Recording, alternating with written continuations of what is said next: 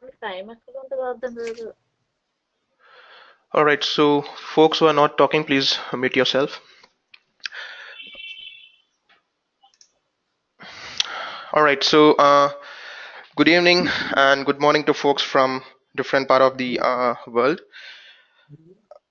So myself, I'm Vignesh Ganesan. So today our session would be on overview of digital transformation and Microsoft 365. So I work as a technical manager for SharePoint and Office 365, and I'd be giving a brief introduction of myself on a different slide. So I'd like to welcome you all for my session today and thank you so much for sparing your time on a Saturday evening to join along with me to understand what digital transformation is all about and what Microsoft 365 is. So this is a little bit about myself, and that's my Twitter, Facebook details, my social account details, and I work as a technical manager for SharePoint as well as Office 365 in a France-based product firm. And for folks who are asking for the recording, yes, we would be giving the recording as well as the slides later. Okay. So yes, as I was talking, that's my Twitter details, Facebook and LinkedIn stuff. That's my email address there. And for folks who are already following my blog, that's my blog site. And in addition to that, I also do an active blogging on C Sharp Corner, European SharePoint Community, Collab 365, and Hubfly blog site. Okay. And I also want to give a little bit about a caution here, guys. So my intent here is not to scare any one of you, but I just wanna press on this and tell you that I'm gonna tell you things which might be quite unpleasant to hear, but welcome to the real world, folks. But that's the reality. All right. Okay. So digital transformation. So let's keep this session a bit interactive. And so can anybody just give me on chat, or maybe you could unmute yourself and tell me what's your understanding about digital transformation? Or what do you know about digital transformation, or what strikes your mind when I say digital transformation? Maybe you could put it on the chat, or maybe you could unmute yourself and talk. Anything which strikes your mind?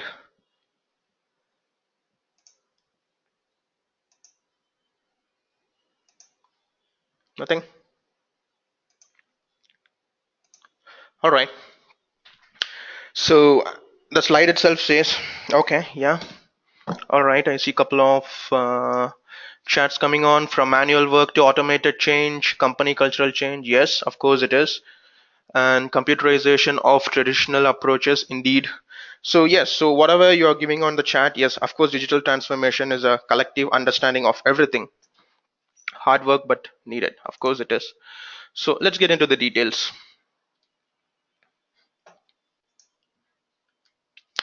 So this is the definition of it. Of course, it's a bit, it's a huge definition.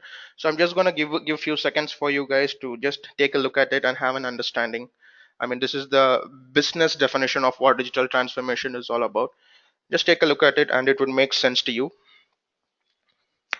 And if at all, since we have joined this session today, I believe most of you are IT pros, or maybe you're developers, or maybe you're working on, maybe you're a decision maker for your organization. Mostly what I understand is most of you are from the IT world, right? So let me give you let's call it as the technical definition of what digital transformation is all about. And this is from Microsoft's perspective. Okay. So digital transformation is about reimagining how you bring together people, data, and processes to create value for your customers and maintain a competitive advantage in a digital first world. All right. So I hope this gives you some kind of a clarity, but let me also bring you this. So digital transformation is all about empowerment.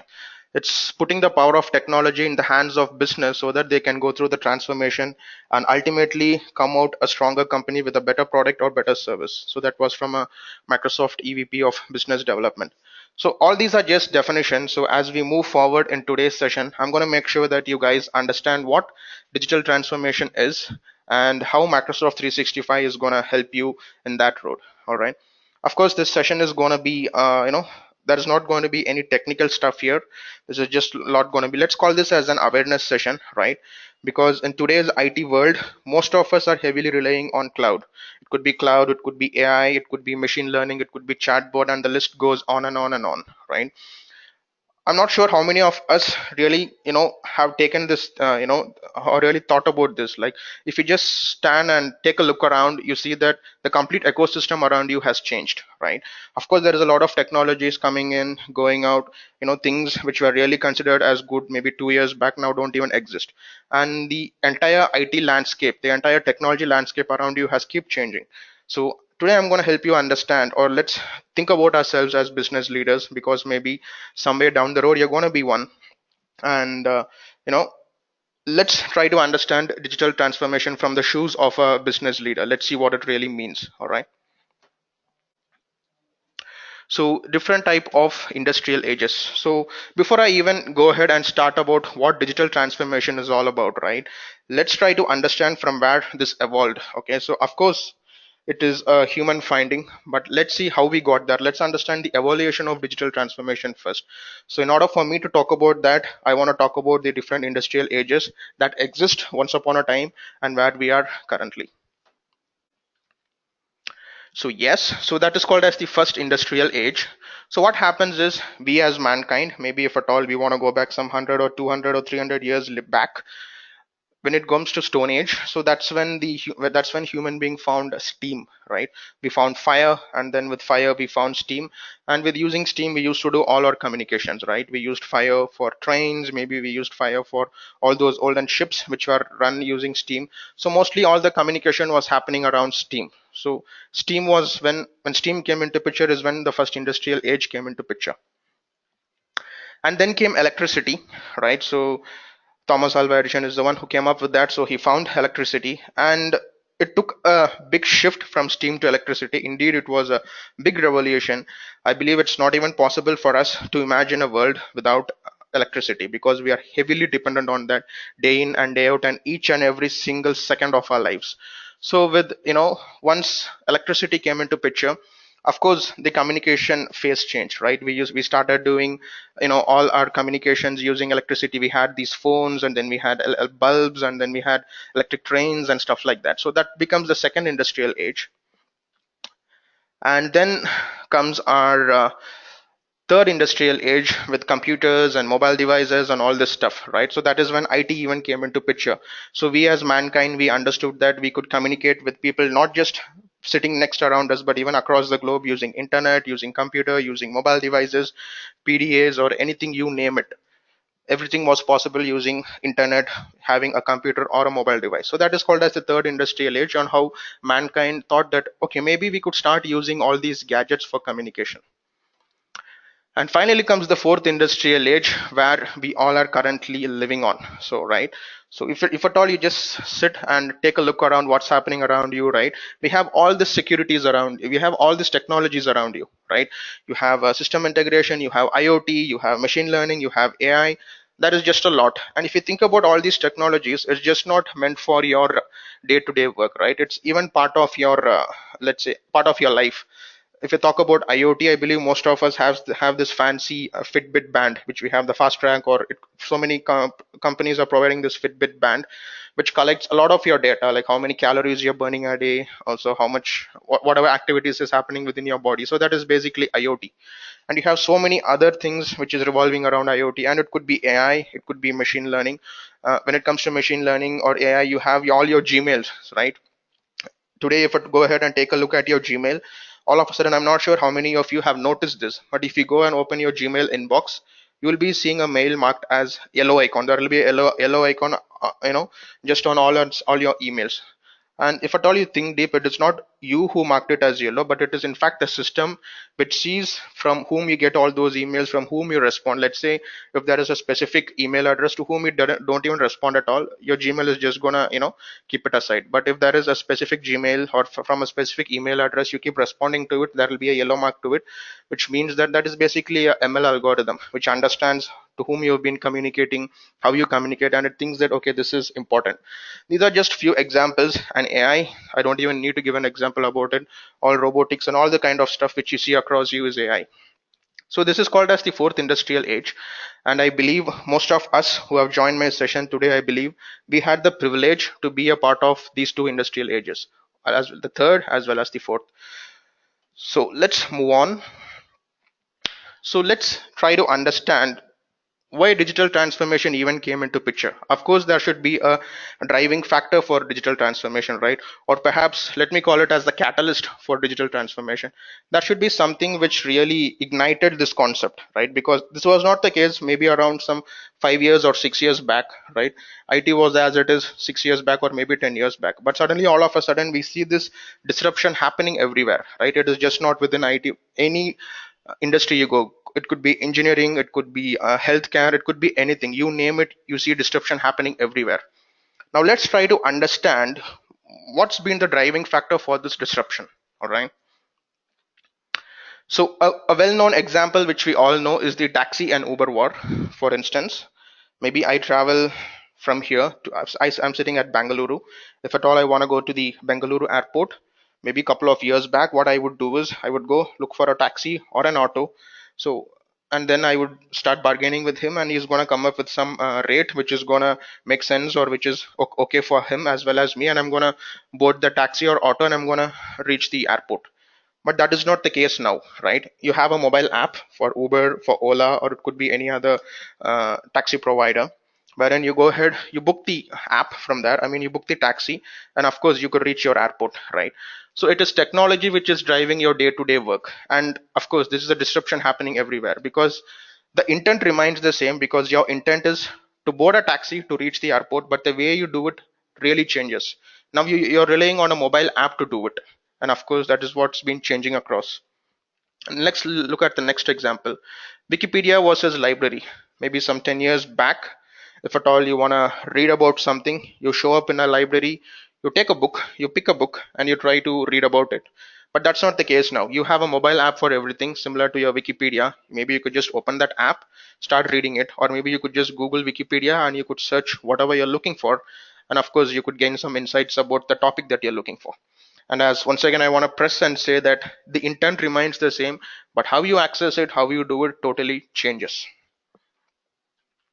And Amazon disrupting retail. We all know the Amazon as it was a couple of years back, and we all know the Amazon what it is today, because Amazon has been showing a tremendous improvement in the kind of technologies they use. It has ML, it has AI, and I mean, if at all you think you're purchasing a product in Amazon for today, and it kind of runs in sentimental analysis and see what are the products you as a customer are purchasing, and then it starts showing up some kind of suggestions like, hey, you know what, maybe you're interested in this product, or maybe you might be interested on this, and maybe you put something on the cart and it is going to send you a reminder like, you know what, couple of days back you had this in your cart. And I believe this is the case for any e-commerce website, be it eBay or be it, I'm not sure about eBay, but be it Flipkart or Myntra or whatever, mostly what we use in India today.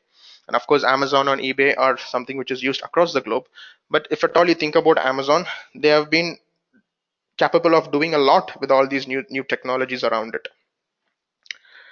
So at some point of time, you realize that, you know what, of course, the industries around me or the place wherever I go, I see a lot of shift in the technology, right? So people are doing the same thing, but the way they have access to it, the way they have been doing it totally changes, right? And at some point of time, you feel that, you know what, maybe I want to do this for my business too. Now, that is where you start thinking about digital transformation, wherein you feel that, you know, what I'm doing is not really sufficient enough. Maybe I should be doing something different, which really has a positive influence on me as a human being or also on my business. So that's what digital transformation is all about. And then you realize that maybe I want to do this for my business. So let's see in that aspect. Let's see, why do you even want to do digital transformation for your business, and let's see what happens if at all you're not adapting to digital transformation. So before we even get into it, these are the four pillars of digital transformation, and this is said by Microsoft. So if at all you think about it, let's not think about your day-to-day work, and if at all, just think about your normal life, whatever it is, right? It is from a digital. It's going to be like, you know, empower your employees. That's what digital transformation is all about, right? Maybe a couple of years back, the way you did something was totally different, right? So maybe you are given a CRT monitor, and maybe you are given some limited access to certain things, and there was a lot of manual work involved. But that is not the case now, right? You have all these fancy operating systems such as your Windows 10, you have a Mac, then you have the Office Pro Plus. There are so many things around you, and it really helps you to empower your employees. They can just get the work done on the go. It's not even necessary for them to sit in front of their workstation and do the work. That's not the case anymore. And with that, what happens is you engage your customers. Once you're empowered, once your employees are empowered, they are definitely going to come up with some rich ideas and skill set and knowledge to engage their customers, right? Maybe few years back, whatever you're delivering to your customer was not sufficient. But with digital transformation, with all these new technologies coming into the market, you're definitely going to give a lot to your customer, and your customer is definitely going to be happy about it. And with that, of course, it's going to optimize your day-to-day operations. The way you work changes, right? Maybe one fine day you feel that I'm not well, it's not possible for me to go to office, but still I have to get my work done. That was not possible at least 6 or 7 years, or maybe 5 years even back, because your IT security or maybe the way your corporate network is set up is not going to allow that. But that's not the case anymore, at least with a solution such as Office 365 or Microsoft 365. You can just sit and get your work done, and that's how you optimize yourself. And transform your product. Yes, once you're adapting all these things, it is definitely going to transform the product, right? So whatever you're developing, what so once you're adapting all these three pillars into your business, the byproduct which is going to come out of it is definitely going to be something better than you have been doing all these days. So that's what these are the four pillars of digital transformation, and as we speak more in today's session, you guys will get a better insight and understanding on what this is all about. I see a couple of chats.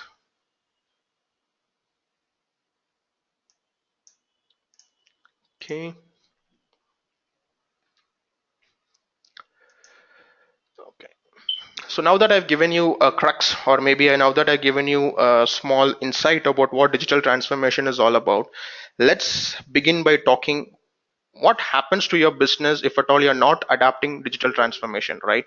Let's see what happens to your business, or maybe let me put it this way.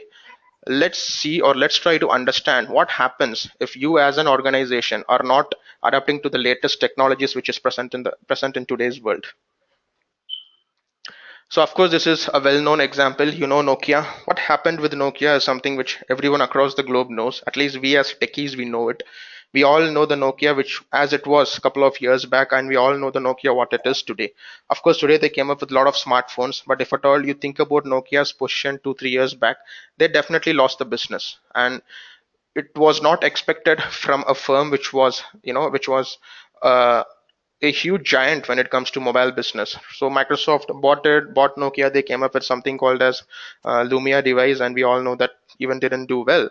So if you think deep about it, the problem was you could see all other vendors such as your Samsung. It could be there are so many Sony or whatever it is. They were really adapting to Android and coming up with the smartphones and all this other stuff. And that was not the case when it came to Nokia. They were still trying to sit in their old operating system, and of course, it lost the business, right? And that was the same case with BlackBerry devices as well. We all know BlackBerry as it was few years back, and now it doesn't even exist anymore. Customers can leave you with high competition, of course, if you are not able to cope up with the digital age, right? If your product is not really helping your customer to meet the growing demand, of course your customer is going to leave you.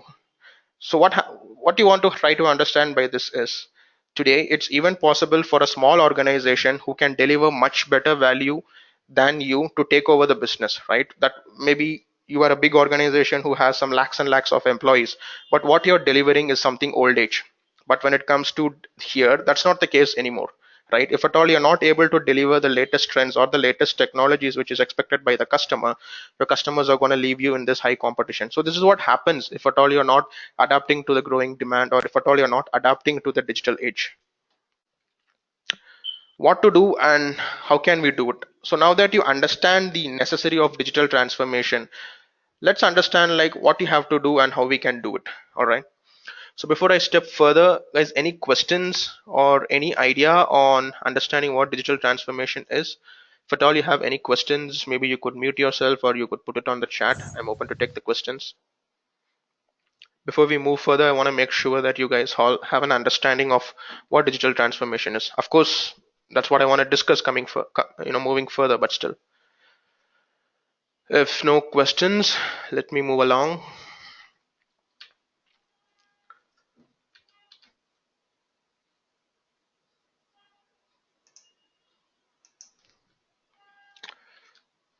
Okay. So now that we understood what digital transformation is, right? So let's try to see how we can even implement that in your business, in your organization, and let's see how that can differentiate you from your other competitors. Okay. So stop spending time and effort on things that does not differentiate your business. So that's the understanding there, right? Maybe you are doing a certain thing the same way for 10 years, and of course your business was happy with it, maybe your customers were happy with that, but that's not going to be the case anymore because you're in this competition. We are living on the fourth industrial age, which means the products that you're developing should be really world class. And if you as a product developer cannot do that, you're definitely going to lose in the business. So as a part of digital transformation, you need to make sure that you stop spending time and effort on things that does not differentiate your business anymore. Who cares if you have the best email system? Of course, right? Let's say you invested so much on building a email solution which can be used by a lot of service providers, which can be used by a lot of consumers across the globe, right? But when you think about a different vendor, maybe such as Microsoft, who could just provide an Office 365 as a SaaS solution which can give you Exchange, SharePoint, and all those things, right? Definitely all your customers, or maybe everyone in the world, is going to go towards that. Nobody is even going to be bothered about what you're delivering, right? Because of course your solution could be really intact, there cannot be any breaches, but what Office 365 offers is something really more when compared to your solution. Why to invest in data centers and storage? That was the scenario at least few years back, right? We as an organization, the IT team would have its data centers. Maybe the primary would be somewhere in the US, the secondary would be somewhere in Africa or somewhere else, right?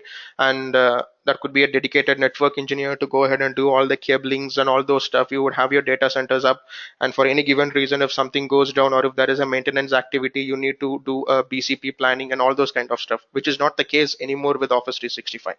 So what you need to understand, or what I'm trying to tell is, of course there has been the way you work, and you have been working the same manner for years and years and years. But what you want to understand from this session is, guys, if at all, if you're going to do the same thing again and again, if you're going to take the same route, you're likely going to fail.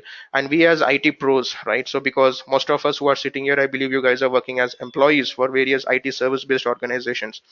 The business is going to move towards the digital age, and if you as an employee cannot adapt towards it, you're likely going to lose in this, because everyone is going to be there and you're just going to be skilled with the technology that you have been using for maybe 10, 5 years, or whatever experience you have.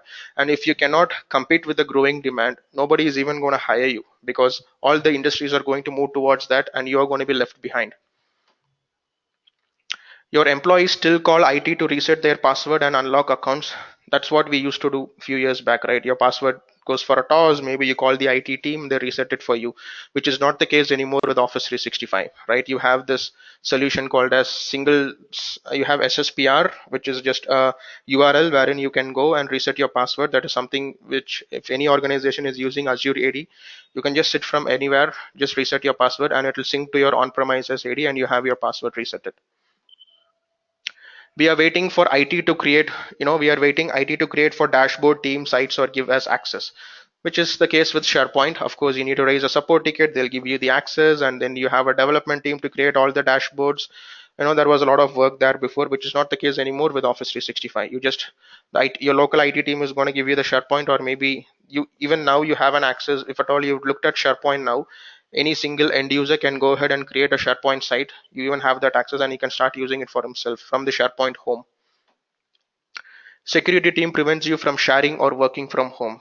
Of course, this was also a case there, right? Your security team prevents you from sharing, which is not the case anymore. With Office 365, you could stay connected from anywhere and get your work done on the go. Maybe you're traveling somewhere, or maybe you're sitting on the airport, or maybe you're trying to have your lunch, or maybe you're traveling across the globe somewhere else. So wherever you are, you could just stay connected from your mobile device or from your laptop. All you have to have is internet connectivity, and you're going to get the work done.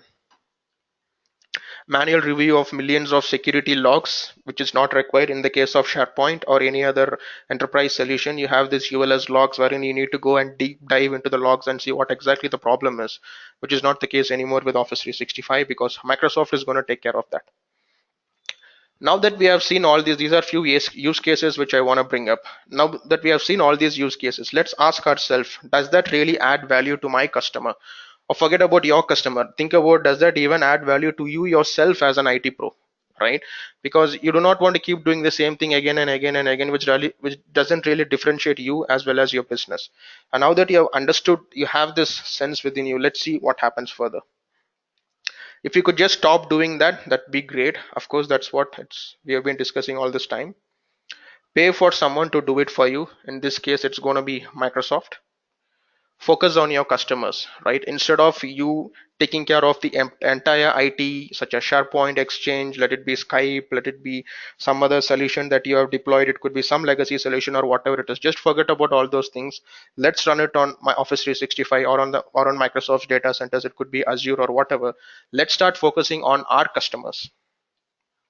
Focus on idea creation. So now this is what the entire view of digital transformation is. Let's forget about what we have been doing for all these years. Let's adapt to all the new solutions and tools such as Office 365 or Microsoft 365, and with that we'll be getting new ideas. Once you have new ideas, you could definitely have a disruption, which means you could definitely come up with some new thoughts and ideas, which is definitely going to have a positive influence in your business. So that is what digital transformation is all about. To put it in simple words, it is transforming your business digitally to meet the growing demands in the world. It's as simple as that. Okay, so I need tools. So this is what is the necessity for most of us, not just as employees or also for the business, right? You need tools to work from home, or maybe you want to use your device. Maybe it could, I want to use my device, my home device, which comes bring your own device concept, which we have in most of our IT service companies these days. Share data with external contractors, team space, and chat. So these are few use cases which we have. Most of us, we really want to work from home at times, and you want to have access to your corporate resource from your personal device as well, because it's not possible for you to open your work laptop every time and get your work done. Or maybe share data with external contractors, maybe as a part of your business, maybe you're working with different partners, vendors, or service providers, or whatever it could be, and you want to share something with them. It could be a document or Excel sheet. And yeah, team space and chat. So these are the use cases. Let's see what Microsoft have for us to to fulfill these requirements. Before we even get into that, right, before we even get into the details and talk about Microsoft 365, let's see what are the challenges for any organization to adopt digital transformation. So this is a small screen clipping which I took from one of the Gartner surveys. So this is what he feels as the top 5 challenges. One is lack of expertise to lead digitization initiatives. So what I mean by that is, today in your organization, if you have people who do not have the right skill set or knowledge to adapt to the growing or the new technologies, then that is definitely going to be a big challenge in you trying to adapt to digital transformation. Employee pushback.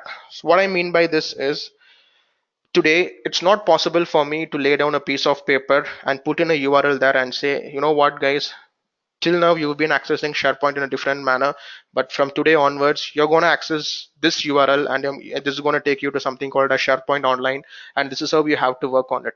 That's just not possible for me to push that change, because human beings, we are creatures of habit. So what I mean by that is, we all stick to a routine, and that's how we want to do it. Let's say for the past 10 years of accessing SharePoint, I have all the URLs in my favorites. I'm accessing SharePoint on premises.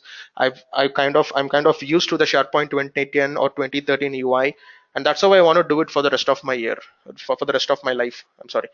And if at all I'm giving you a new solution such as SharePoint Online, maybe me as a technical person would be happy about it, but that's not going to be the case for everyone in the business, right? I have my HRs, I have my business, I have my BPs, maybe I have the finance people, maybe I have so many other services within my organization, and for them it is definitely going to be a change, and they are not definitely going to like it. For them, they just want to get their work done. They are comfortable with the old UI or the old solution. No overarching strategy for digitization, which means not having a proper strategy. When we think about digitization, it just shouldn't be about the IT people. It should be starting from the people who are working in the IT till the people who are working in the factories, till the people who are working in HR, till the people who are working in the finance. Everyone in your organization should be ready to adapt to this digital age. Only then it's going to be a huge success. It's just not we as technical folks who have this understanding who wants to stick to it and others are not happy about it. Business partners unable to support. Of course, let's say you are a product based company such as us and you have outsourced all your solutions to be supported by a different partner, then of course, and if those guys do not understand all the latest technologies, then it is definitely going to be a problem for you. And yes, last but not least, your limited budget. You need to make sure that you have the budget, and that has been a problem across the globe. If your organization or the IT team in your organization doesn't have the budget for it, then you need to stop thinking about digital transformation. This is what the challenges which any organization would go through, and this is for different employee sizes from let's say 100 to 1000 until 5000. So now that we have given all these scenarios, now that we have seen or now that we have understood where exactly we are lagging in our day-to-day work, right?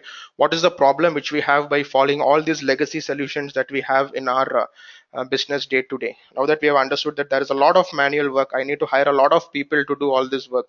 Let's if I'm talking about SharePoint, maybe I have to hire a SharePoint administrator to build SharePoint. Then I need to hire a SharePoint developer to do all the customizations and develop all those solutions which they want to deploy. And then I need to have a separate support team to support all the user queries. I need to bring in some ticketing solutions such as ServiceNow, or the list keeps going on and on and on and on. And if you think about it, the cost involved in such cases also keeps growing. So now that we have understood all these kind of barriers in your organization due to following all these legacy versions of enterprise applications, let's see how Microsoft can help us with this, and let's see how Microsoft can really help us to be more agile in getting a business done. So what Microsoft says is focus on your business, we will do the rest for you. And the solution which Microsoft wants to propose is Microsoft 365. So of course, all of us know Office 365, but any understanding on what Microsoft 365 is? So guys, if anybody has an understanding about what Microsoft 365 is, or if anybody is aware of this product, can you just put it on the chat, or maybe you could mute it for yourself. Just want to make sure that I understand my audience as well. Is anybody already aware of Microsoft 365, or is any of your customer or maybe your organization is using that? Yeah, I am. Let me find the chat. Okay. All right. So anybody else, guys, anybody who's using Microsoft 365 or your organization is using Microsoft 365? Let me also tell you that this is not your Office 365. This is a different solution altogether, but let me try to see. Okay. Okay. All right. Fair enough. Not a big deal. As we speak, we'll try to understand. Okay, your company is using it. Okay, so which means that most of the companies is already on the digital age, which is good to know. So this is what Microsoft 365 is all about, right? So it is a single solution which can give you Office 365, Windows 10 Enterprise as an operating system, as well as your EMS, which is your enterprise mobility and security. So if you think deep about this, if at all you even want to start a startup, if at all you even want to start a small company, let's say some 100 or 500 of people, or not even 500, let's say even 50 to 100 people, and you want to give them some workstations and you want to get started with all the collaborative solutions, you can definitely go for this, right? Because it's giving you Office 365 wherein you get your Exchange, SharePoint, OneDrive for Business. I mean, there are so many things which keeps coming, right? Your groups, teams, the list keeps going on and on and on. And then with that, you even get your Windows 10 Enterprise. You even get that license. Microsoft gives you that. And you have your EMS. With EMS, you get Azure Active Directory P1, or you could opt for P2. And then you have the Intune, which is used for mobile device management or mobile application management. And most of us, as we speak, or at least when I'm speaking to others about Microsoft 365, most of them think that this is a new solution, or this is a new service, or maybe this is a new plan which Microsoft is introducing, which is not the case, because this product was already there in the market and it had a different name called as Secure Productive Enterprise. So Let's see what that is. So let me open this.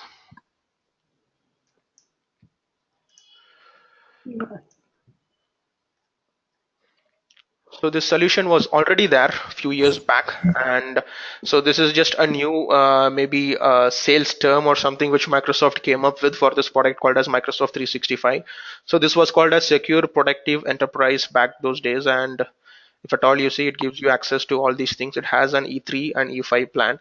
So roughly around maybe a year back, Satya Nadella made his huge announcement that we are coming up with this new solution called as Microsoft 365, and this is what it's going to offer. So if you're hearing this for the first time, please try to understand that this was already there, and this is a new term or maybe a new terminology which Microsoft is giving for this secure productive enterprise. All right, we'll talk further. So host your email servers and workloads in our data centers, empower your employees with the right tools till we will make it secure for you. So this is the slogan given by Microsoft when it talks about Microsoft 365. So let's try to dig deep and understand what Microsoft 365 is all about, and how it can differentiate your business, or maybe let's call it as how this can enhance your business. Before we even do that, let's understand what is the need to deploy Microsoft 365 in your organization, which is new generation and new expectations. And what Gartner or maybe what other survey research says is almost 50% of workforce will be millennials by 2020. And what I mean by millennials is people who fall under the age category of 18 to 20. And what the survey results say is almost 50% of workforce will be millennials, because we know the younger people, or maybe we know how enthusiastic the guys maybe 20 or maybe 18 or 20 they are. They have access to all these technologies. They know far better than what we know, right? And with all these growing technologies, so it is expected that by 2020 it will be most of the workforce across us, or most of the people who are working in the organization would be millennials. And as they are really into and as they're really young, the expectation by them will also be huge, right? Maybe me as a guy who has 7 years of IT experience, I'm kind of happy with what I see, and it's okay for me to keep doing that. But that's not the case with someone who comes newly into IT, right? His expectation is going to be huge, and he really doesn't want to do. He doesn't want to keep doing the same thing as how his seniors are doing.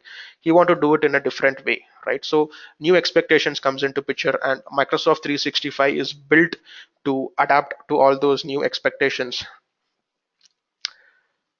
Flexibility to work from anywhere. 42% of the global workforce will be mobile by 2022, right? I believe almost it has reached that percentage by now. Even by today, we could know that almost all of us have a mobile device in front of us, and you have access. Let's say your organization has deployed Office 365. At least as far as I know, almost every organization in today's world, it could be anything. Most of us are, at least 80% of the organizations have deployed Office 365, and they are kind of, deprecating their on-premises solution. So we are already mobile, and with Microsoft 365, you could definitely go mobile.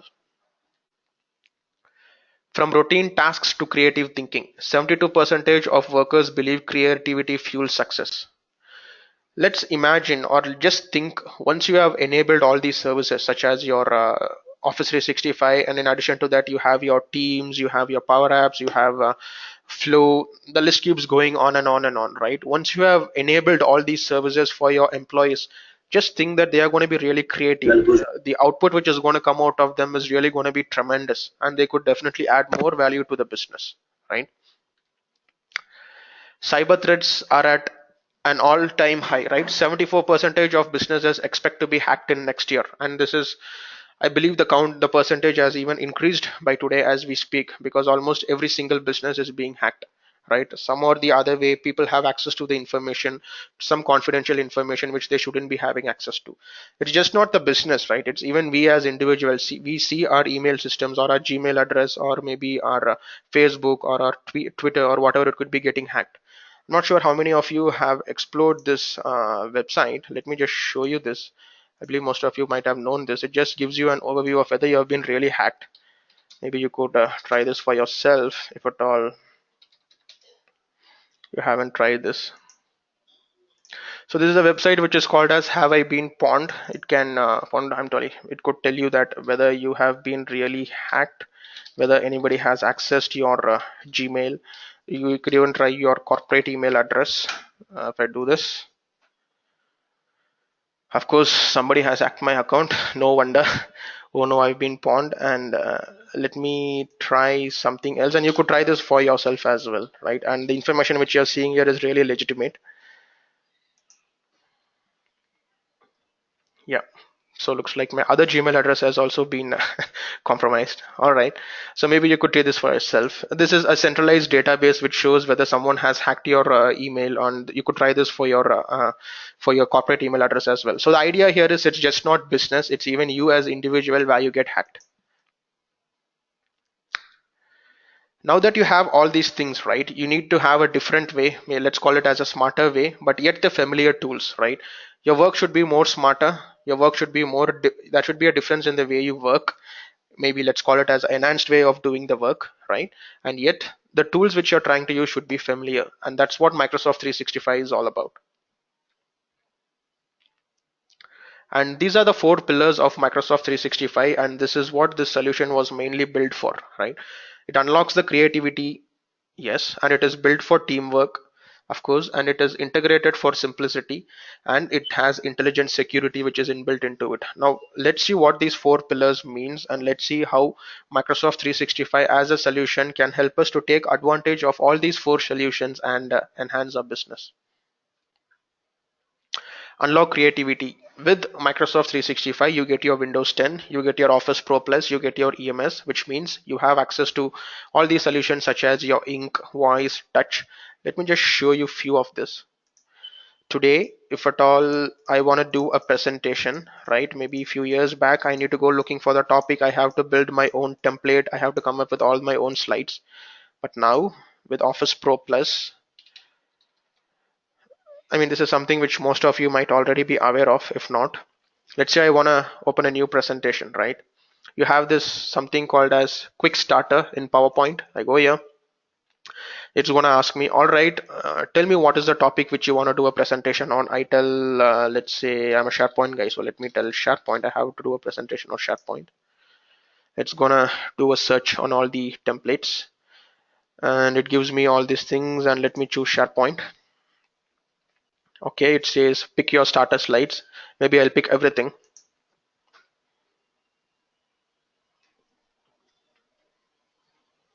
And I feel this is somewhat catchy for me. It looks simple. I'll create.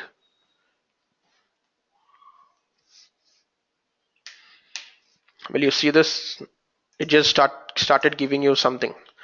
And if at all you have a presentation with your boss and you're not really sure on how you want to get started for SharePoint, or if you're not looking for the templates, maybe you're a developer, right? Or maybe, I'm sorry, maybe you're a person who doesn't work much on all these presentations and things like that. This is really going to help you to do a quick starter, right? You could just start using all these things, and this is readily available with Office Pro Plus in PowerPoint.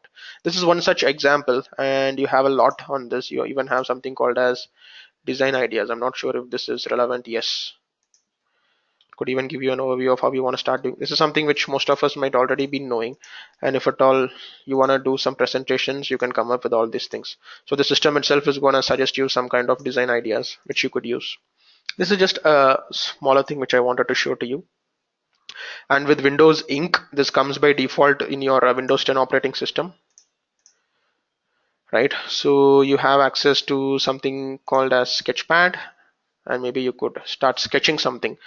So whatever I'm showing you, such as this Windows Ink, at least this feature called as Windows Ink, this is mainly meant for a Windows Surface Pro. This is not meant for a laptop, right? If at all you have a Windows Surface Pro, you will have this pen kind of a thing, and you could start using that, and you could start inking it. So these are the new things which came out in Windows as a part of Windows 10. All right, let me go back. So yes, with all this solution, it helps you to unlock your creativity, and it's built for teamwork. Yes, you have all the solutions such as your email, your SharePoint, and then you have Teams, you have Office 365 groups, and then you have Yammer, which is going to act as your corporate's enterprise, let's call it as your enterprise Facebook, because that's what Yammer is all about. which means you can you can chat with anyone in your organization. You could have some groups created. You could follow someone. You could follow a conversation. There is a lot that's happening with Yammer, right? So of course, a solution such as your Microsoft 365 is built for teamwork, and then you have it is integrated for simplicity, and that's what really matters. If at all you think about this Office Pro Plus or this entire Office 365 suite as well as the Windows 10, it is mainly built for simplicity, and it is meant for any device. It's just not meant for your laptop or for your MacBook. It is even meant for your mobile phones. You could have it running anywhere, and it has a seamless integration across all these devices. And then you have intelligent security. Of course, you have all these security controls such as your AIP, you have threat protection, you have DLP, and all those things which is inbuilt within Office 365. And with that, your with that, your security doesn't go for a toss, right? You're always intact. So GE, we all know GE as an it's one of the huge company which we all know. It's like what 125 years old, right? So we know the GE as it is, and with GE has implemented Microsoft 365 and they're heavily using it. So this is one such example which I wanted to show. And this is one PDF, or maybe this is a book which is written by one of the senior sales professionals in GE. So her name is Kate Gutowski, and I really want to endorse this book to everyone, right? If at all you're interested in learning more about digital transformation, so she has given her view, her points, or let's call it as her experiences in moving to a digital age, right? So everything has been given on this book. Of course, at the end of this presentation, while sharing the recording with all of you, I'll send you these documents as well. I urge you all to go ahead and read this. So these are the four pillars of Microsoft 365. Now that we have understood what Microsoft 365 is, let's talk about the plans. Of course, whatever I'm showing you, you guys would be interested in knowing more about the pricing, right? Pricing matters. So let's see. Microsoft 365 predominantly comes with two flavors. One is your Microsoft 365 Enterprise and Microsoft 365 Business, similar to your Office 365, right? So let's see the planning. Let's see what it is.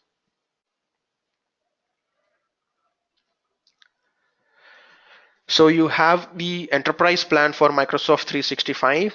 You get all these features with it. And you have an E3 and E5 plan for the enterprise, and you get all these features with that. So you have your Office applications, Outlook and Exchange, you have your Teams, voice video meetings such as your Skype for Business, you have audio conferencing, so Yammer, then threat protection, of course. This is the main piece of security. You have Windows Defender as a part of your Windows 10 Enterprise. Then you have Threat Analytics as a part of your E5. And there's a lot. You have as a part of your EMS, you have P1, Windows Hello credentials. So this is something which comes inbuilt with your Windows 10 Enterprise. And you have your Intune for your mobile device and mobile application management. You have information protection solutions such as your AIP, and you have your BitLocker for your hard disk. Today in Windows 10, I mean, BitLocker was a solution which was there for so many years, and it comes inbuilt with your Windows 10 as well. So someone steals your laptop and he tries to take out the hard drive. If at all you have the BitLocker, it is definitely going to ask for the key. So no one is going to take out your hard disk and access the content from there. And then you have your e-discovery. You have customer logbox. So customer logbox, what this means is to your tenant, let's say today you're raising a support case with Microsoft. The Microsoft engineer, he maybe he sets up a call with you, or he tries to see what's happening in the farm, or maybe or what's happening in the tenant on which your which your SharePoint or Exchange is hosted. But with customer logbox, even if a Microsoft support engineer wants to troubleshoot your tenant, he's gonna you have to create a security key for him, right? He's going to ask for access. Unless and until you approve his access, even the Microsoft engineer cannot go ahead and touch your tenant there. He cannot do any troubleshooting. So there are certain features which comes with E5, and there are certain features which comes with E3. Then you have your Dell, which is nothing but your profile and Power BI and my analytics. So this is the enterprise plan of Microsoft 365, and these are the features you get with that. And then you have a business plan as well. Let's see what comes in the business plan. I see a question. What would it cost in INR for 50 to 100 people? Of course, maybe I cannot do the calculation so soon. Maybe you just need to go and take a look at the pricing. Let me see if I can get the pricing details here. It just shows, one moment. Uh, Maybe it doesn't show the pricing here. Maybe you could go ahead and take a look at this link later. The pricing should be given somewhere here. Here it is. So it's $12.50 per user per month if at all you're going for the business premium plan, Microsoft 365. Business is $20 per user per month, which means you would be getting the complete Office 365 suite, your Windows 10, as well as EMS. And we all know Microsoft, right? If at all you're talking to your TAM and maybe it's a huge group of people, Microsoft is definitely going to give you some discount there. So if at all you're interested on this product, maybe you could set up a call with your TAM and maybe he can help you get a good deal there. So this is what Microsoft 365 2 plans are, which is your enterprise and business, and it is just not that. We even have a new plan which was introduced on October 1st, which is called as Microsoft 365 Education, which is mainly meant for your universities or schools. So mainly for kids who are on schools and colleges, you have a plan for that as well. I believe that's the same case for Office 365 too. You have a plan called as Education Plan, and you have a plan for first line workers. So what are these first line workers is, these are the people who are not working in your company. Maybe they are employees of your company, but they do not have an office, or they do not have a cubicle wherein they come every day, they work, they are connected to your corporate network. That's not the case. Maybe these are the people who are working on the field. Maybe they are people who are working on the factory, or maybe they are sales professionals, or maybe they are working on the retail industries, right? Which means they do not often get a chance to come to your office and stay connected to your corporate network. They are people who are working on the field, right? So this is what first line workers means. And of course, Microsoft has a plan for first line workers as well, called as Microsoft 365 F1, and even this is available from October 1st onwards. So you get the Microsoft Staff Hub, you get Yammer, Teams, and you get training and video content with SharePoint and Stream, right? Because these people, they are not really techie people, right? They are people who are working on the fields, and you also get access to training and video content on SharePoint and Stream. And you have EMS, of course, because these people won't be connected to your corporate network. They are the people who are accessing your corporate resource from different, maybe from a different ISP, or from they are coming through the internet, right? So you have a plan for them called as E1 as well. One moment, let me see what comes in that plan. How much Microsoft 365? Of course, I'm not sure whether this is really meant for a Mac, because your Macintosh has a different operating system, whereas your Microsoft 365 has Windows 10 on it. Maybe for you, you could go with Office 365 itself because it has everything that you're looking for. I do not think this is meant for a Macintosh. Let's see the F1 plan, because we were discussing about that. Let's see what comes with Microsoft 365 F1. So this is basically if you're a product company, maybe if your business is into engineering, right? You could suggest Microsoft 365 F1 for your employees, your first line workers. So even here you have, of course, there is an F1 plan for Office 365. You have one for Microsoft 365 as well. You get Office applications, you get all this collaboration services such as your Outlook, SharePoint, instance messaging, and 2 GB of cloud storage, schedule and task management, threat identity and access management, device, and which is your Intune. And for your Windows 10, you have Windows information protection and BitLocker. So there are roughly around 4 plans. It is up to you and your business to decide which suits for you. All right. And so that's about Microsoft 365 and the different plans on it. And the next one is, yes, you have a Staff Hub. I'm not sure how many of you have explored Staff Hub. This is a new, maybe let's call this as a new feature which Microsoft released recently. So what this means is, let's say there are people who are working on the factories or industries or maybe on retail, and they should be having a solution for scheduling their shifts, right? Of course, today shift management is done using an Excel sheet, maybe an Excel spreadsheet which is sitting on your hard drive, or maybe if there is an Excel spreadsheet which is sitting on SharePoint, wherein maybe the team lead, he puts a shift roster and he sends it to everyone. But with Staff Hub, you could even plan your shifts, right? You could just put your shifts in, and maybe if at all that shift is not matching with you, you could come up with a different. So Staff Hub is mainly meant for that, to manage people who are working on the field. And if anyone is interested, maybe you can start taking a look at Staff Hub too. And if at all you wanna, if you're really interested in Microsoft 365 and you really want to purchase this solution, these are the four laptop models which Microsoft is suggesting for Microsoft 365. So these devices are specifically empowered to support Microsoft 365. It comes with Windows 10 along with Office Pro Plus, and if at all you're interested, maybe your organization could go for any of these devices. And what I heard is Microsoft is also working with some other vendors such as Dell and HP. Few more models are even coming for Microsoft 365, but as of today, these are the four models which is available for Microsoft 365. So that's about Microsoft 365, and this is what Satya Nadala's view on digital transformation is. Of course, every company is a software company. It doesn't matter whether you're developing a product, whether you're into healthcare or whether you're into retail or whether you're into finance or whatever it is. Every company is a software company. You have to start thinking and operating like a digital company. It's no longer just about procuring one solution and deploying one. It is not about one simple software solution. It's really you yourself thinking of your own future as a digital company.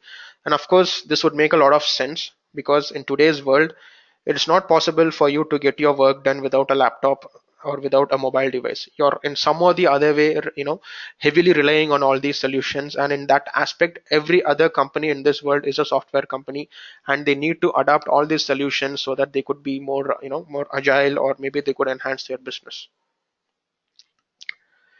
So with me telling all these things, we also have this called concept called as modern workplace. So once again, let me ask the audiences. So what is your understanding about modern workplace? Now that I've talked about digital transformation and now that I've talked about Microsoft 365, let's understand, or maybe I would like to hear from you about what is your view about modern workplace. Let's call it as even digital workplace or whatever it is. I believe most of the organizations, at least in India, I believe most of you would be with reputed IT or IT service-based organizations, and everybody is having this program called as Modern Workplace Program. So if someone could give me their understanding or their view of modern workplace, it'll be really helpful. Any luck or any view on that, guys? I mean, it's okay. Whatever is your understanding, you could just put that on the chat.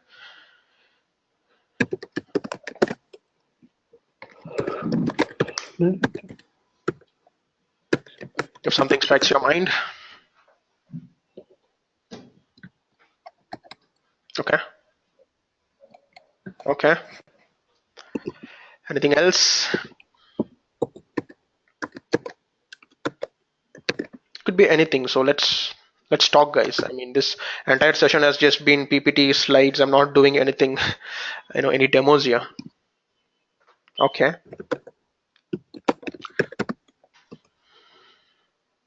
All right, fair enough. So I see a lot of chats and whatever you're saying. Yes, of course, your modern workplace means all these things. So let's try to understand what a modern workplace is.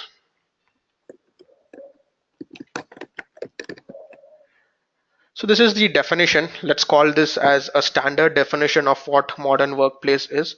And today, as far as I know, there are a lot of IT service, at least in India, there are majority of the customers who I could think of who are adopting to this modern workplace program, such as your HP, it could be Wipro, it could be Accenture. In fact, I've read a lot of these customer stories, and even you have Mindtree. There are so many organizations who are adapting to this modern workplace program, and this is the definition. You could just take a look for yourself, and whatever you put on the chat, that's once again what is given on the slide. So it enables new and more effective ways of working. Yes, with all the right set of tools, you could have your work is also going to be more effective, and there is going to be an improvement. It allows a more efficient and agile way for users to work. Yes, that is going to be the way you deliver your things is just going to be so rapid, right? It's not going to take you, ages and ages to develop a simple solution with this modern workplace program anymore. Once you have the right set of tools right in front of you, and the deliverables which is going to come out of you is also going to be like what, it's going to be really great, and there is going to be a lot of agile on that. It exploits consumer-oriented styles and technologies based on user profiling. And anything which you see on today's world, let's see your Windows 10 laptop which you're using, or maybe your mobile device, everything is based on user profiling, right? It is tagged to your user profile, and that is what even modern workplace means. It is everything. The user profile is the core sitting on the backend, and this is just the plain definition about modern workplace. So let's try to see this from an illustration perspective, right?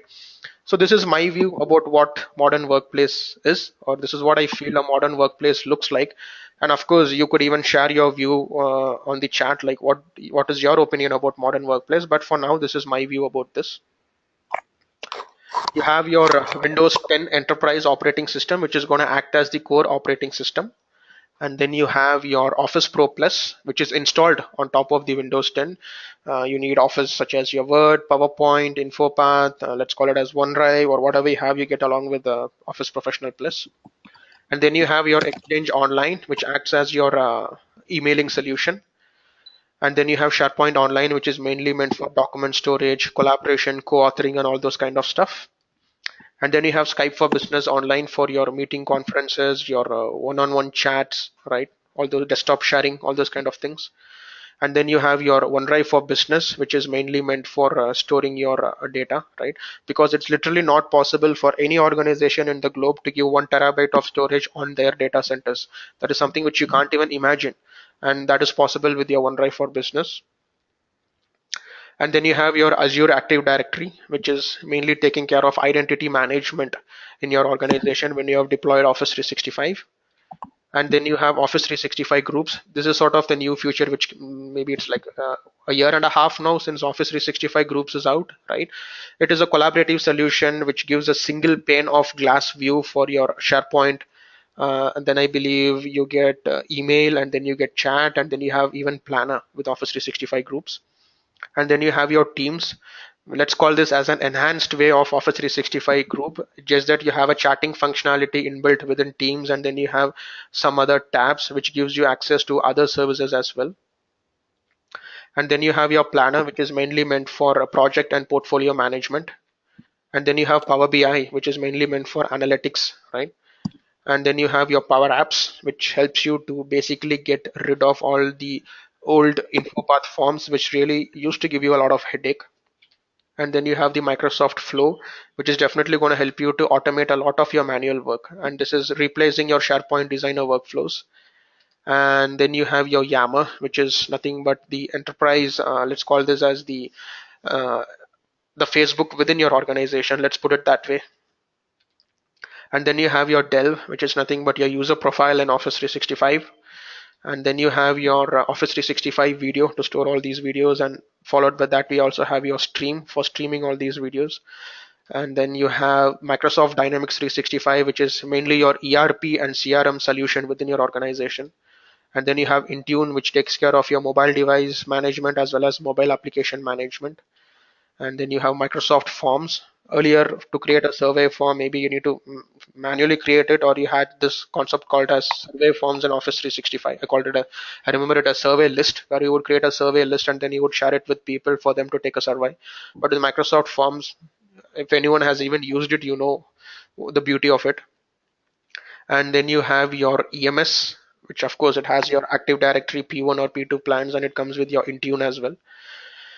And you have your My Analytics as well. So any organization which has been using all these solutions, you have your My Analytics, which is going to give you an insight on how you as an employee have been doing, like how much time you have been spending on your meetings, or how many emails you have been responding to.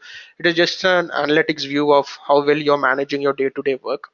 So initially what people thought that is even my boss can have access to My Analytics. That is not the case. It is just an analytics view to see how well you've been doing. That's all about it. And the idea is to put the user in the center and to have a holistic approach.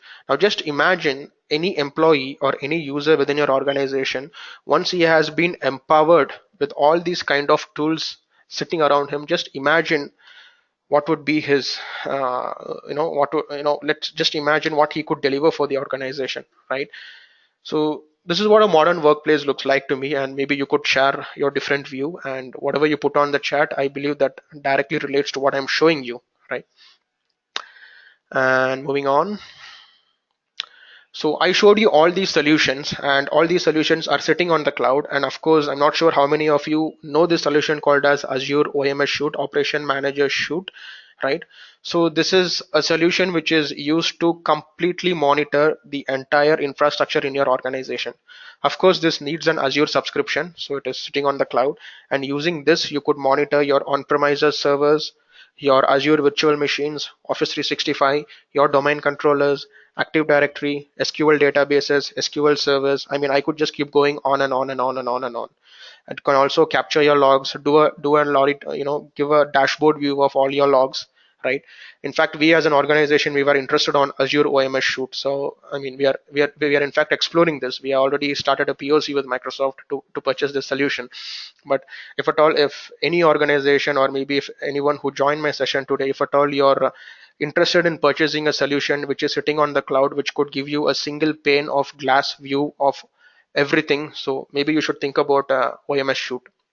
This is just a the dashboard kind of a view on what Azure OMS can offer to you, and maybe we would do a different webinar which gives us a detailed insight on what Azure OMS is all about. But the idea is, if at all you want to be digital, let's completely be digital. If at all you want to be on the cloud, let's completely be on the cloud.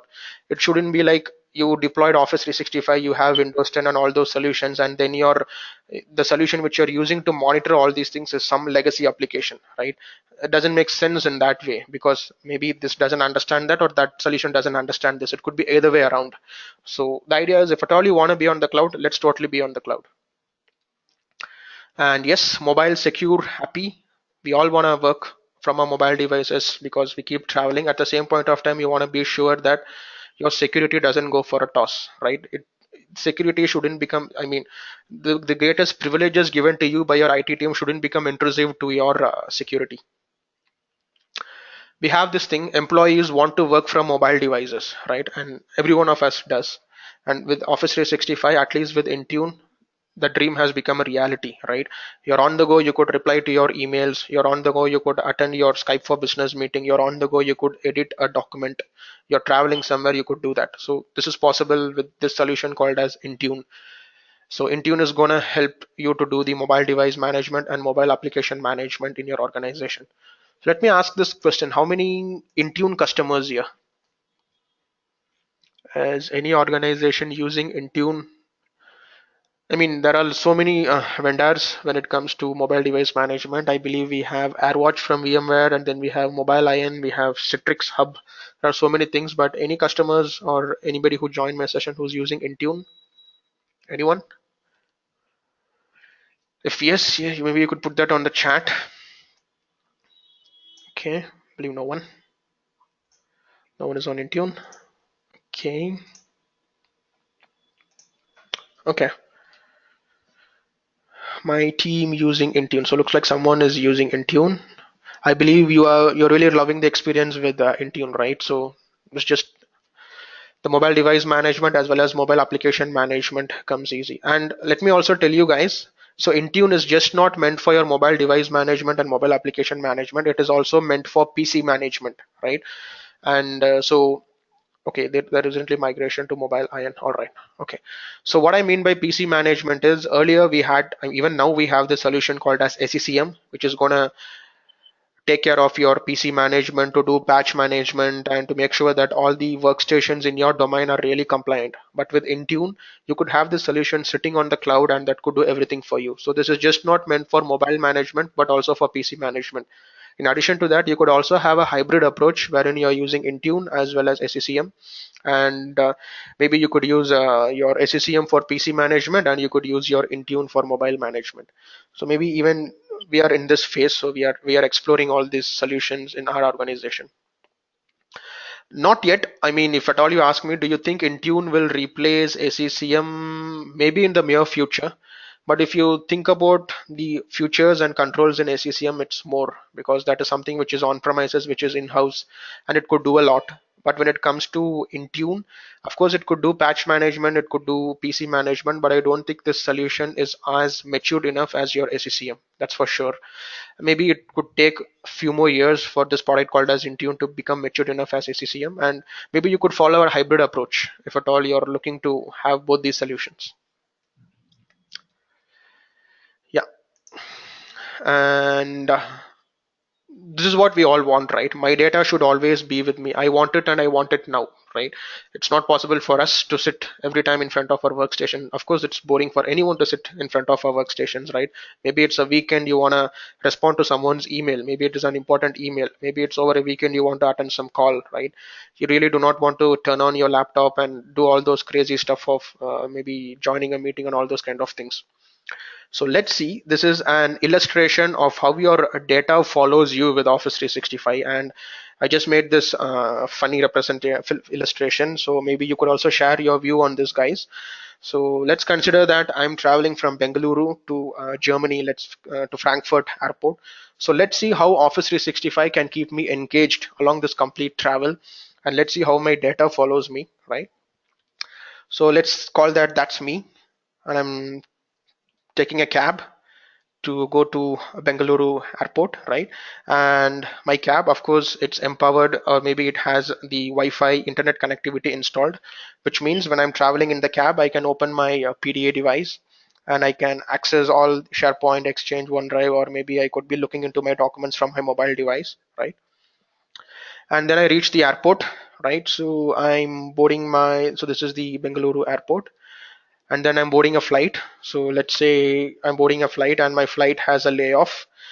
And most of the international flights, not the domestic ones, at least in India, but most of the international flights are empowered with internet these days. If at all you have traveled on international flights, right? They even give you access to internet and you could start using your internet there. And I land, and of course, as I said, you have internet connectivity so that you could start working, you could carry on with your work even while you're traveling on the flight. Let's say that you have an important meeting to attend in your customer's location, you're traveling to Germany, right? And you want to prepare your presentation, or maybe you're trying to align your presentations, right? You could do this during the travel. And you have a 3 hours layoff at Amsterdam airport. Yes, so you reached Amsterdam airport and your layoff is there, and you could be working from the airport as well, right? And then you're boarding your next flight, and let's call that as, even that is empowered with Wi-Fi, and you could still keep working on the document from your mobile device or from your laptop or whatever. And let's say you landed at Frankfurt at Germany, right? And then finally you're boarding a cab to your hotel, and let's also say that even the cab alongside has Wi-Fi connectivity, which means you're still connected and you're still working. And finally you arrived at your hotel, and even like any other hotel has Wi-Fi enabled, and which means your data follows you as you travel, right? You're not disconnected from anywhere. So this is just a funny representation which I wanted to bring on how Office 365 can help you to stay connected. And I believe you all would agree with me, because this is what Office 365 really does, right? Yeah, that's my hotel. So Office 365 data centers, and the data centers are all across the globe, specifically in India. If at all you see, you have Mumbai, Pune, and Chennai. And if at all you're interested in knowing more about the data centers for Office 365, maybe you could do this Office 365. Because a couple of months, at least few weeks back, I was asked from a legal team about, we like to know where our data is sitting. And of course, from here, I would be able to tell it. So I went to this URL. It is going to ask me to select my geo. I'm going to say it as, my organization is an European organization. We are here. So what happens is, my data, my primary is at Netherlands and my secondary could be somewhere here, right? So Exchange Online, SharePoint, Skype, and all these things are in Netherlands, and the other, and this is basically the secondary. Maybe this is for redundancy, you have it set up this way. And of course, Microsoft, as mentioned in their guidelines, they are not going to share the exact location, the exact city of their data centers. They are just going to show the country about where exactly is living for legal reasons. Because if it is a multi-tenant, which means on the same tenant on where your data is living, even some other customer's data is living. And for that reason, Microsoft is not going to share all their, the exact data center location. But of course, you could get a view on, a rough view on which exact country it is sitting on, right? And as I show you these guys, this is where your live data lives. So we as an organization, and I believe many other organizations, have this concept of keeping your data in retention. Now you have this thing called as, you could have your OneDrive for the next 10 years, right? If an employee leaves, you want to keep his OneDrive content for the next 10 years, maybe for legal reasons, you want to keep it on hold, right? So I was in fact talking to my TAM, because I wanted, that was a legal query. They wanted to know what happens to the data which is which is kept for the next 10 years for retention. So what I understood from Microsoft is, they are pushing that to a different data center that doesn't live on the same data center where your live content lives. I'm not sure how I'm not really sure whether that information is true, but if you think deep, maybe I think that makes sense, because why would they even keep it on the same data center where the live content lives? Maybe they are moving it somewhere else. But if at all you're interested in knowing in detail about it, maybe you could send me a email or message later. I'll try to dig deep into that and I'll let you know. But this is just to give you a gist about where all the data center locations are for Microsoft Office 365, right? And yes, so what about security? Since we are completely talking about cloud, we want to make sure that you guys would be thinking about what about security. Of course, security is a prime concern. It is not really fun for us to be compromised, or it is not really fun for a different organization or my competitor to have details about my organization, right? So you have this solution called as Microsoft Intelligent Security Graph. Let me also ask you this: anybody who has an understanding about Microsoft Intelligent Security Graph, or who has heard about it, or who knows what it does? Anyone? If yes, maybe you could put it on the chat. If not, not a problem. So the Microsoft Intelligent Security Graph is once again a solution which is developed from Microsoft. So what this solution does is, today when I'm accessing Office 365, I access it from my corporate network, right? Then I come to my home, I connect it from my home network, and then me wherever I'm traveling within Bengaluru, it's collecting to those IPs, to the ISP service providers, or maybe to some hotspot. And once I have access to the internet, I can access it. So what Microsoft does is it tries to collect the logs, or it tries to collect all my behaviors, right? Let's say when you talk about Vignesh, when I'm trying to access my Office 365 tenant, it says, okay, so this particular guy, he accesses Office 365 from this IP address. And these are the IP addresses. From home, this is the IP range. From his home network, this is the IP range. From his office, this is the IP range. And when he is moving somewhere, this is the IP range. So Microsoft tries to collect all those information and it creates a graph.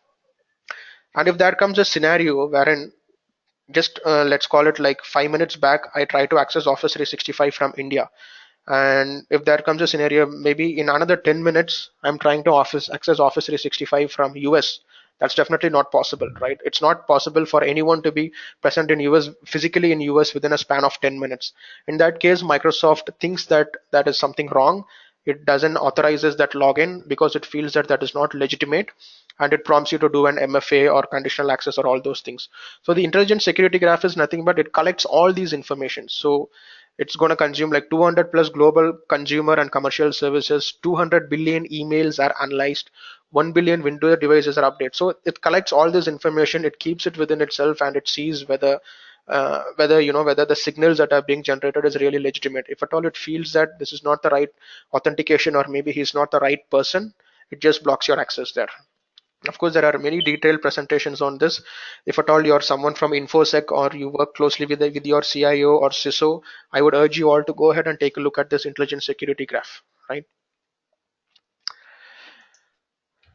And so this is how these signals are connected as a part of your Microsoft Intelligent Security Graph. And conditional access, as we all know, so based on certain conditions, it is going to allow you access your Office 365.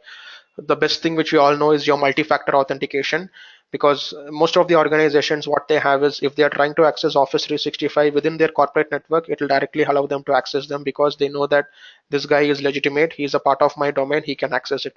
When it comes the same scenario, when the same person is trying to access Office 365 from a different internet zone, right, it's not within his corporate network, he's trying to access it from elsewhere, it's going to prompt for his MFA, just to make sure that this guy is legitimate and no one else is trying to misuse or mishandle his credentials. So this is what conditional access is. Based on certain conditions such as your user attributes, devices, application, and other things, it is going to check all those conditions, and then it is going to allow you to access your Office 365. So let me also tell you guys, you have conditional access for each and every single service, such as SharePoint is one thing, and then you have conditional access for Azure AD as well. So you need to make sure that you're configuring the conditional access in such a manner that both of these things doesn't conflict. And secure score, most of you guys would already be knowing, and if at all you're a global admin or any other role admin such as SharePoint or Exchange or whatever, so the secure score is nothing but it is an analytics tool which provides some insight on how well the security is being doing within your organization. And Microsoft has some certain set of baselines, such as, let's say, what Microsoft says is a tenant shouldn't be having more than 5 global admins, right?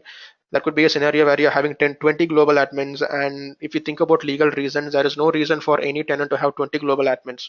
So Microsoft says that this is the baseline which we have set. Of course, if there is a business need to have 20 global admins, it's totally okay. Maybe you could live with that. But these are the recommendations from Microsoft, right? So this is basically an analytics tool. It already has a pre-built score for each and everything, and maybe you could take a look at it and try to eradicate all the unnecessary things and make sure that the security is intact. If at all you're interested, maybe you could take a look at it. This doesn't guarantee any security. This is just a baseline assessment to make sure that you're secure.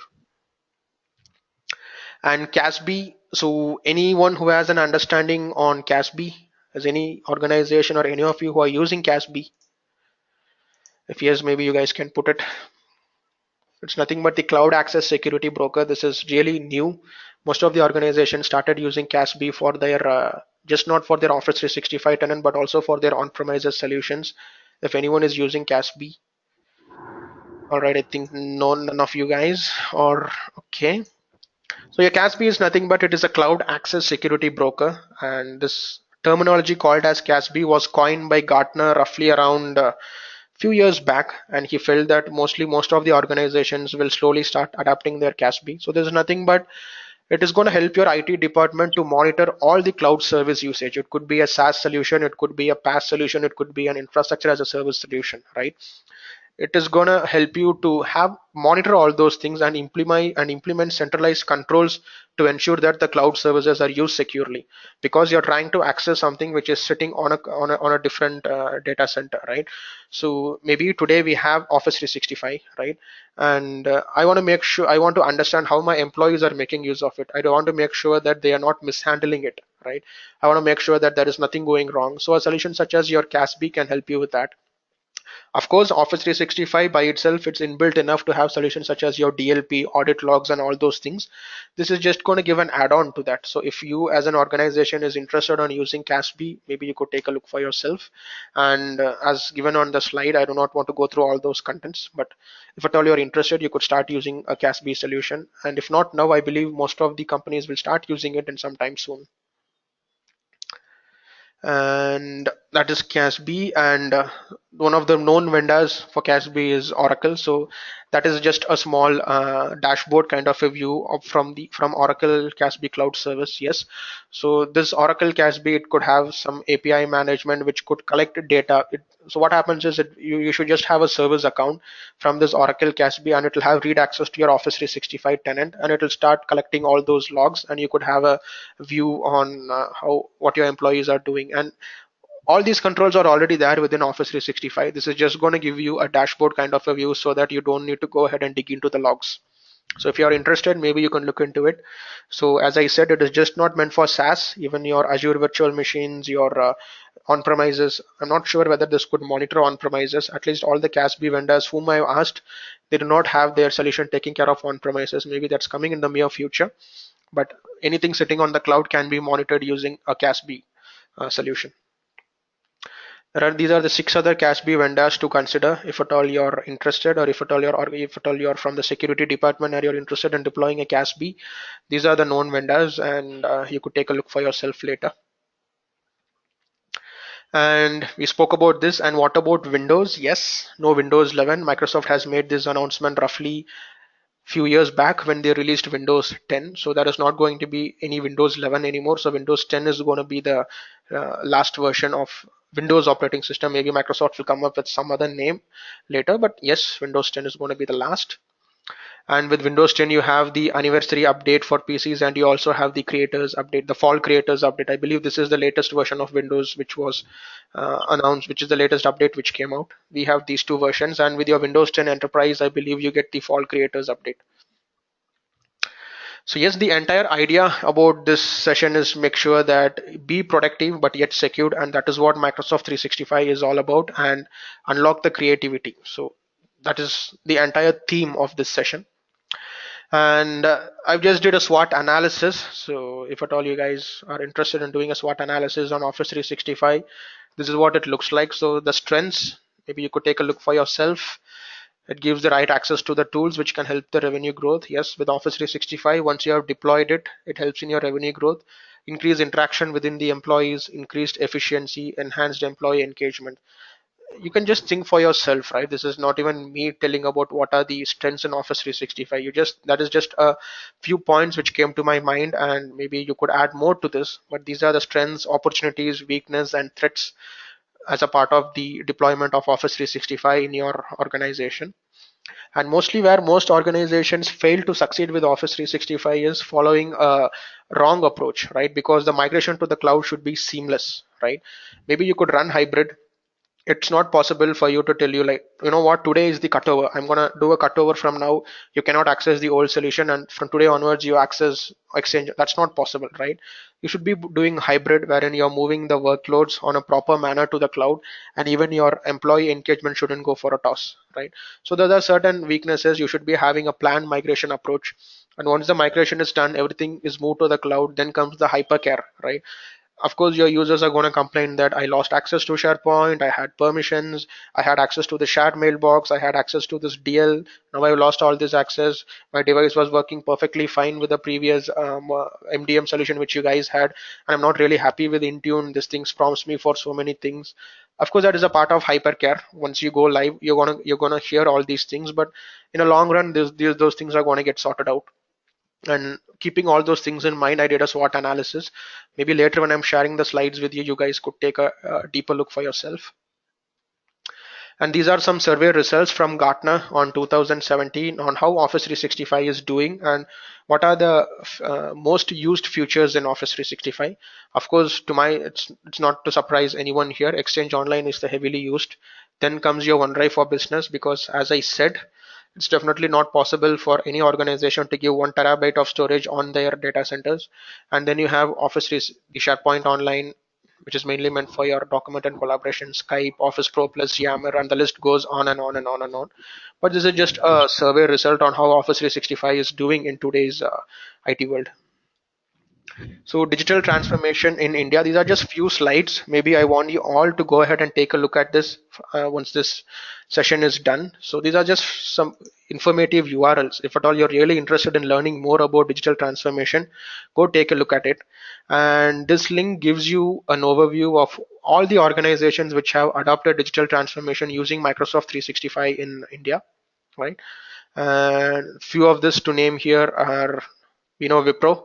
If at all you click here, so Wipro moved, like, well, that's a huge number, 1,25,000 mailboxes to the cloud in just 18 weeks.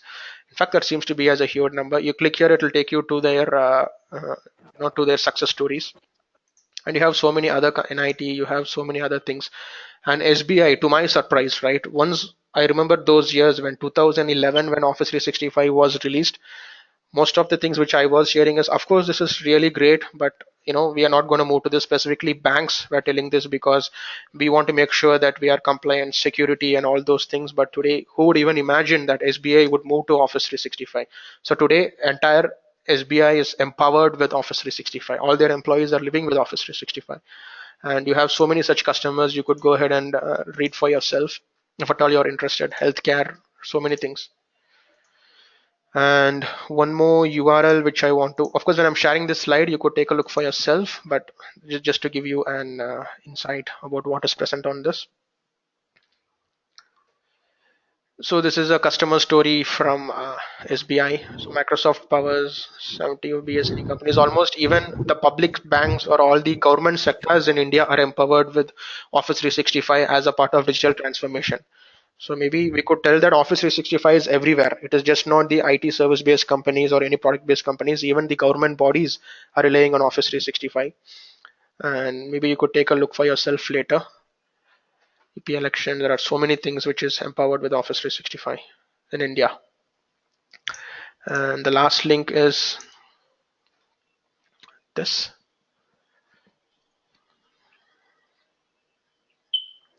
These are some success stories on the big five tech trends for India, like when it comes to technology with all this digital age. So what are the most used technologies in India? Not just for business, but also for government bodies. We have AI, IoT, virtual and augmented reality, quantum computing, which came out recently, and next generation computing. The list goes on and on and on, and maybe you could take a look for yourself at a later point of time. These are just some URLs which I feel that every one of you should go and read for yourself and understand as a part of understanding digital transformation and how the landscape around us is changing. Maybe we fail to notice that, but it is changing. So maybe you guys can go ahead and read it for yourself later. And we're almost about to complete. And these are the top 10 business transformation insights from Microsoft Envision. Yes, you need to embrace your transition, which means if at all you want to go digital, let's do it. Let's not even wait. Let's not wait for the time to come. Because as I said, that is a competition between your customers, and you need to make sure that you are there on time. You cannot have a lazy approach to move to the cloud, or a lazy approach to do a digital transformation. If you want to do it, let's try to be serious about it, and let's try to do it. Let's get there as soon as possible, even before your competitors are there. Rethink everything. So what I mean by that is, check if at all the product that you're really developing or deploying is really gonna be helpful for your customer, right? You should understand your customer's need and see what the digital age can offer for him. It doesn't make sense for you to deploy something which doesn't really align with your customer's business, right? So make sure that you're rethinking everything. Focus on people. So what I mean by this is to always have a people centric approach, right? You cannot just blindly develop something and tell your people that, you know what, this is how you're going to do things here. After, this is the tool which you want to use. That's not possible.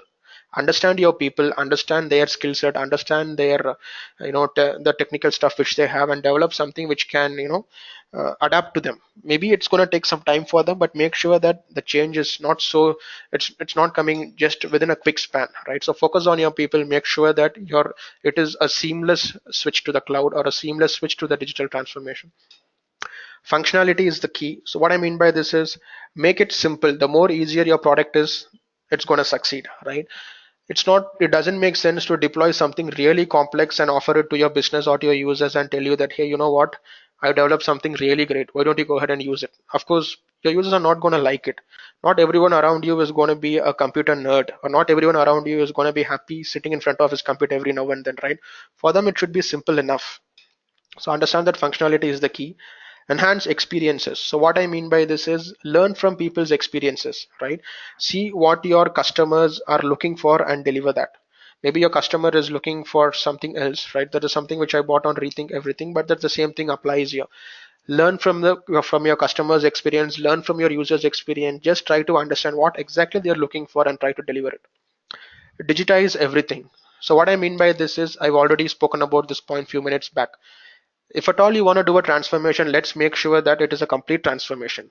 It doesn't make sense for you to deploy the collaboration piece in Office 365 and have some other legacy versions running around it. It doesn't make sense that way. If at all you want to be on the cloud, let's completely be on the cloud.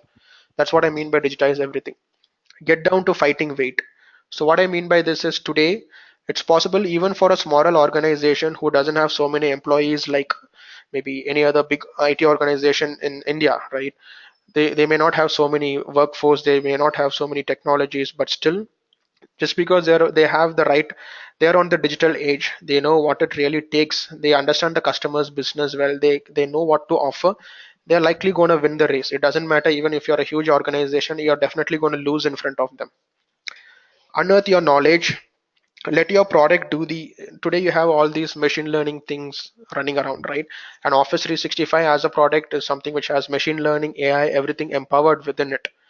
And it doesn't make sense for you to hire a data scientist, come and sit in your office and see all those machine learning algorithms and explain it to you. That's not what Microsoft 365 is all about. Everything is inbuilt. It is you as a user who can see all those things, maybe in a dashboard kind of a view, or maybe it tells you like, you know what, this is what is looking happening to your business through analytics or whatever it could be. And you know what, you really do not want some other person coming you and telling you like, this is how we have to do it. Everything should be intuitive. That's my thing about unearth. Of course, the URL which I've given there will take you to this 10 points. You could read it for yourself later. Work holistically. So what I mean by this is, when you want to be on the digital age, it is all about developing a solution which is agreed across all the departments in your organization. It shouldn't be just meant for IT.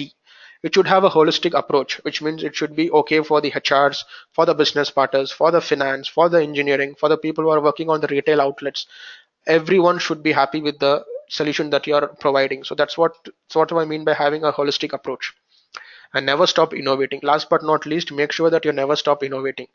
Doesn't mean that, okay, made the transformation or a complete company is digitalized, we are there, it doesn't mean that. Of course, digital transformation is an ongoing process. Today, it's Microsoft 365. Maybe tomorrow it could be something else. So you need to make sure that you are growing along with that, you're moving along with that. So these are the top 10 business transformation insights from Microsoft's Envision. And finally, we are here to conclude. And as a part of my conclusion, I want to tell you guys that it's not the conclusion, it's just the beginning of a new era, right? So I've been speaking for more than 1.5 hours now, and whatever I spoke, you guys would understand that, of course, there is a compelling need for each and every single one of you to adapt to these latest technologies if you haven't already, because the business is moving there. All the organizations are moving towards the digital age, and you as an employee should make sure that you're adapting all those skill sets, right? And Jeff Bezos, most of you might know him, he's the CEO of Amazon. So his view is the biggest threat to successful companies is if you won't or can't embrace powerful trends quickly. If you fight them, you're probably fighting the future. Embrace them and you have a tailwind. So that really makes a lot of sense, right? You just cannot keep fighting that and say that, you know what, I do not want to be digitalized. I'm happy with what I have. I'm happy with all the legacy solutions. Of course, maybe you're happy with that, but maybe a few years from now you won't even be in the business anymore. Your customers won't even be happy with you. And yes, so just to highlight that once again, that saying from him made a lot of sense, and that's the reason I wanted to put that as a part of conclusion. And yes, digital is coming, and let's all be aware of that. And thank you so much, folks. So this is the end of my presentation, and thank you so much for being so calm throughout this entire session and paying attention to what I've been said. Because this session didn't really have any presentations and demos, but I hope you guys gained some insight about it. So if at all you have any questions, I'm happy to take it now. Or you have any opinion or any views which you want to share about digital transformation, I'm happy to take that.